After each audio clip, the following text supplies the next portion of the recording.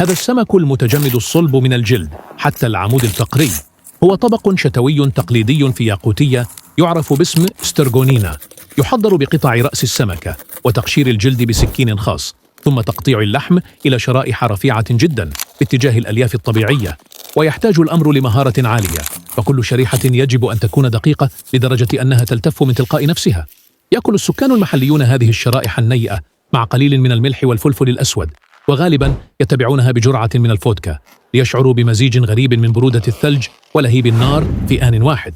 تاريخيا كانت سترغونينا أحد أهم مصادر فيتامين سي لشعب الياكوت خلال الشتاء القارس، فبمجرد صيد السمك يترك فوق الثلج، وفي غضون ساعات يتجمد تماما ويصبح جاهزا للأكل.